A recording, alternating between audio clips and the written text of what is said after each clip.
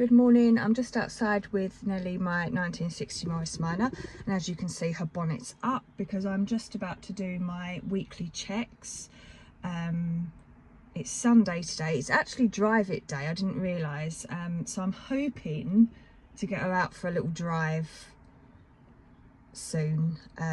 It'll be nice to see if there's any other classics on the road. I don't generally see many classic cars around here, but I'm sure they must exist tucked away somewhere.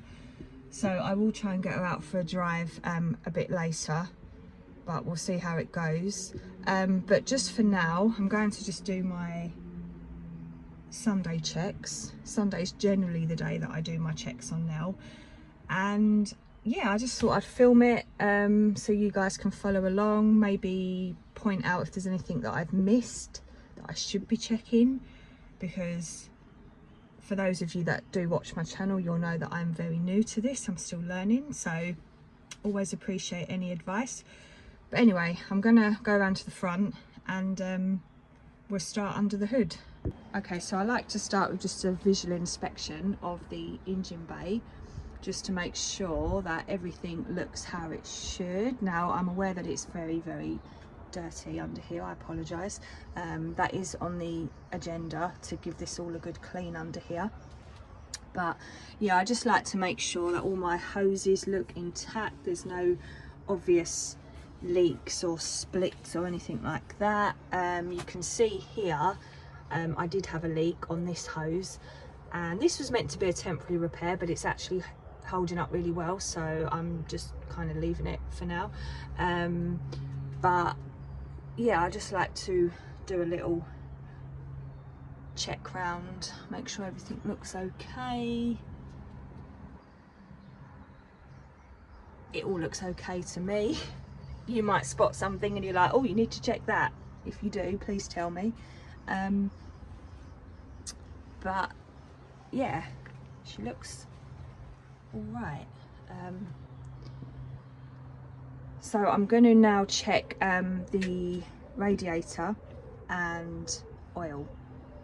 Now normally I would take Nell off because our drive slopes ever so slightly. So normally I would take Nell off the drive and I'd park her across the way. There's a flat piece of land or flat piece of road opposite our drive, but someone has blocked me in, so I can't do that right now. I find that happens a lot around here. I think people see this old car and they just assume that it never moves off the drive, so they just park behind me. So yeah, it's a bit annoying. Now this is a bit of a, I don't know if it's just Nell that's designed this way, but I have to be able to get to my dipstick, I have to undo one of my spark leads, because otherwise it's really awkward to get to. And yes, I have done this and then forgotten to put it back on and then driven her, which didn't go very well. But I think I'm gonna have to top up the oil a little bit.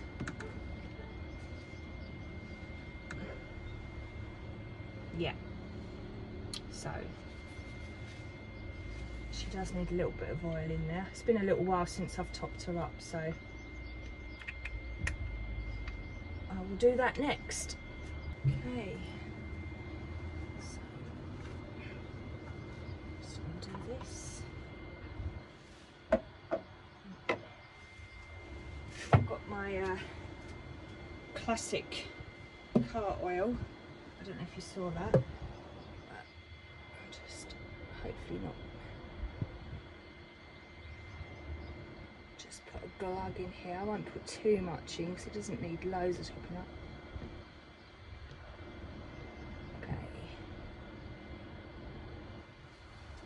I'll check that again in a minute. I might have to check it properly a bit later when I can move her off the drive to a flatter area. I mean, it's not a massive slope here, it's just a little bit of a dip at the front, so her bonnet is slightly lower than the rest of her. So it's not massive, but I do know that it is best to check oil when you're on a completely flat surface. Now, maybe you can tell me this. I don't know when you top up oil, if you have to let it sit for a while before you check it again. You can tell I've never done this because I've always had modern cars, and they've always been part of a service plan, so I just take the car to the dealer once a year and they do all of this for me. So this is all completely new to me, having to do this. I mean, I don't do this every week, I don't put oil in her every week, but I check her oil every week. But it's normally okay. And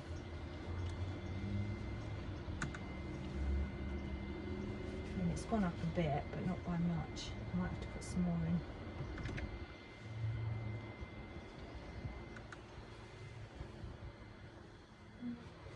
It's gone up. It's kind of just a little bit under the max, so I'll put a little bit more in, but I won't put tons in because I will check it again when I'm parked somewhere different.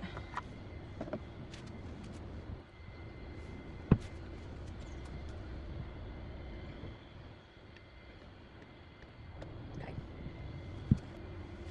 That should be okay. She's nowhere near the minimum anyway, so that's all good.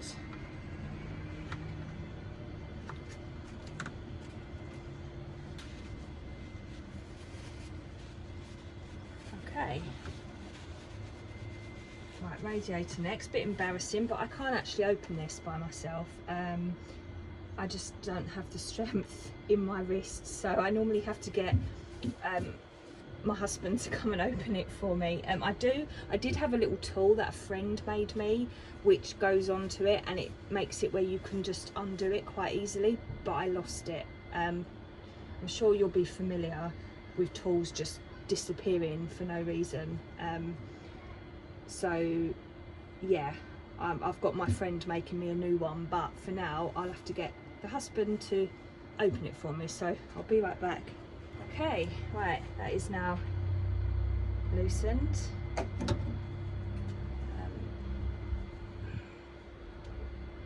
Actually, I could pop a little bit more in there, I think. Yeah, I'm gonna pop, because we've had quite hot weather and I've been driving her a little bit more because we've got longer days. I'm gonna just top that up just a bit, just a little bit. Just got some coolant, the blue stuff.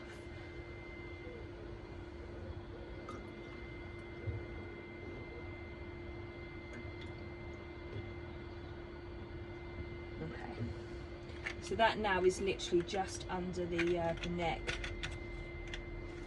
so that should be good.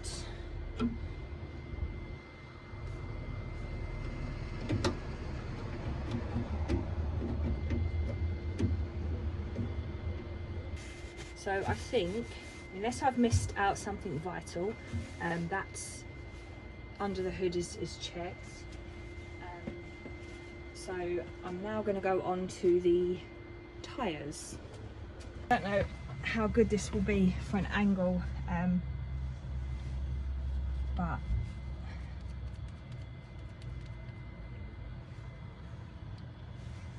let's just check. I don't think I checked my tyre pressure last week because we had visitors and I got a bit distracted, so I think I checked my oil and a few other basics, but I don't recall if I checked my tyres. So I've got my little old-fashioned tyre pressure thing gauge. Okay, so that is just over 25, so I'll pop a little bit of air in those in a bit. So I normally have them at, now again, don't know if this is right, because of course you don't have the little sticker on the inside of the door telling you what your tyre pressure should be.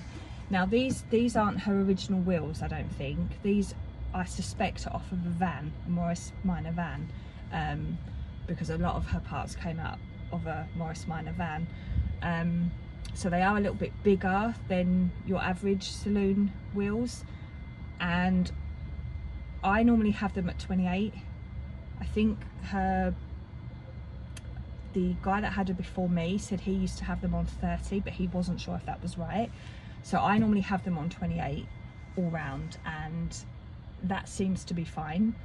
But if that's wrong, then tell me and I'll adjust it. But that seems to be okay. She seems to handle fine on 28, but I will pump these up a bit. I'm going to go around and check all of them. I won't film that, but I'm going to check all the tyres, and then I'm going to put air in them. Okay, so I have this little gadget which doesn't want to switch on right now. It obviously needs charging, but when it's charged, I just wanted to show you this. I'll have to come back and do my tyres later, but it's a really cool little thing because you can charge it up, and you don't need to plug it into anything to use it. So it's really handy for Nell, because obviously she doesn't have a cigarette lighter or a power outlet that I can plug into like a modern car. So it's really useful, but yeah, it doesn't work. So I need to charge it up. But that's a cool little thing. That was just off Amazon. And but you can, if you do have a modern car and this happened, you can actually, it's got an attachment that you can plug it into an outlet if you wanted to. But yeah, I haven't even I have used it a few times. Yeah, I hadn't even taken that off. But yeah, so that's that. And yeah, I was going to show you how it worked, but yeah, it doesn't, to be fair, it's very noisy. So, but yeah, I'll do this later. Okay, so now I'm actually inside the car, and I'm just gonna check what I can in terms of lights and things. Obviously the brake light and stuff, I have to have someone out here with me to tell me if it's working, but I'll check what lights I can. So let me put that on. Headlights are working, I can see them reflected. And that alarm, which I'm pretty sure isn't standard, that was added by one of Nell's previous keepers, the mechanic guy that had her. I think he had her first. And yeah, he put an alarm on the light, so if you have the door open, because I've got the door open right now, and you leave the lights on, it will alarm, which is very useful. So they're working. And now this is the big one, because I've had trouble with this, my hazards. Yay, they're working. So I'm just going to go around and check they're working all round, which I think they are.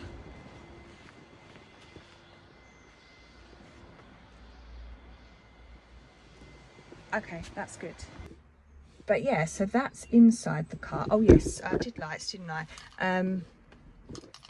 Is this on? I've completely lost where I'm at now because I'm talking about my hazard lights. I think some things only work when the engine's running. I'm not going to start her up right now because I'll be taking her out for a run later.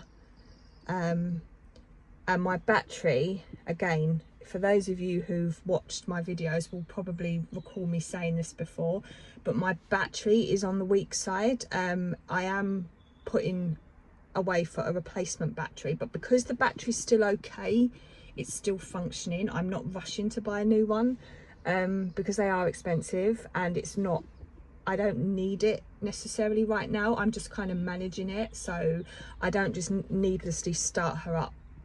I'll only start her up when I'm planning to take her out for a good run, because starting her up for a few seconds and then turning her off, it's draining the battery and it's not charging. So yeah, anyway, so I'm not going to start her up now. I can check all these bits later, but I've checked the lights, haven't I? Yeah. I think that's it. That's normally what I do. I'm sure I've missed out something quite relevant, but I can't think what it is. But yeah, water, oil, general visual inspection, lights, check the tyres. The tyres I do need to pump up. I will do that after I've charged my little tyre pumping thing. And I think that's it.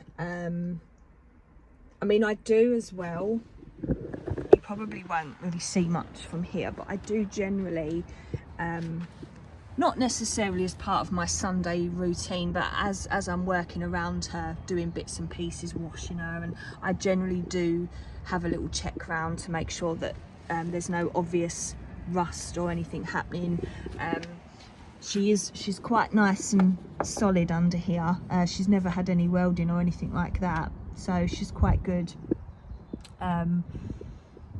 So yeah, but I do keep an eye on that. I do check that, and yeah, so she's good. I think that's everything for now. Can't think of anything else. I've probably missed something vital, and I'm sure you guys will point it out, but that's that. So that's basically what I do once a week with my checks with Nell, and unless anything else crops up that needs doing, but that's just what I like to do, just to make sure she's running okay. And yeah, that was that. So hopefully you found that kind of interesting, and yeah, like I said, any advice always welcomed if I'm missing out anything vital. But yeah, until the next one, happy Sunday everyone.